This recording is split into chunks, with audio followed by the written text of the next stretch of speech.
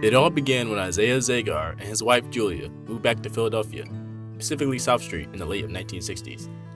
He began creating artful walls from different material that comes his way. Then, in the early 2000s, he created an astonishing place called Magic Garden. And I would say that a lot of what the Magic Garden is how I feel the world. Hi, I'm Allison. I work at Philadelphia's Magic Gardens here on South Street. The history of this place is a very long and involved one, but it starts out with Isaiah Zagar. He's our founding artist. He has been mosaicing on South Street since the late 60s, so for about 50 years now. The first place he ever mosaiced was the Eyes Gallery, which is right down the street.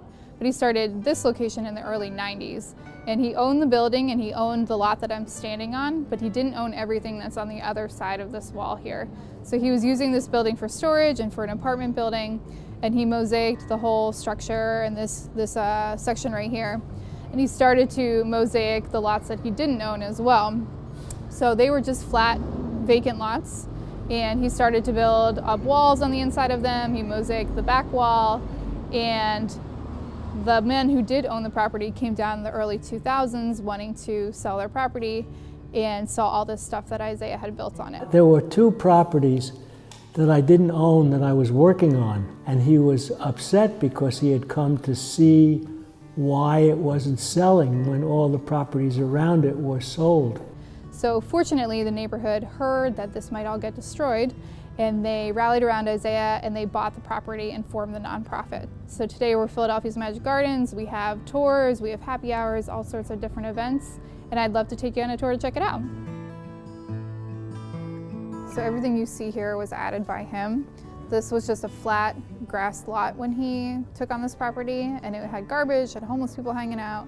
So it wasn't a very desirable place to be, but Isaiah started out by mosaicing the back wall and building up these structures, and eventually excavated down into the ground and added different grottos to it as well. So he finished up work in 2008, but he really is still working on the space. There's a lot of things that he still adds. He'll come through, maybe general repairs or changes, add new bits of folk art to the work. So it is still very much a work in progress. If we go down this hallway, you can see a lot of the different materials that he's used. A lot of the bottles he collected from recycling bins, the bike wheels that you see he collected from a bike shop that's down the street called Via Bicycle. And then you'll see a lot of little sculptures and carvings that he has collected from his travels. So little statues like this that you see would have been something that he would have collected from his travels. The tiles, most of them are just basic kitchen bathroom tiles. A lot of them he will paint over and refire them so that they have a pattern on them and make them a little bit more interesting. So any drawings that you see are drawings that Isaiah has done.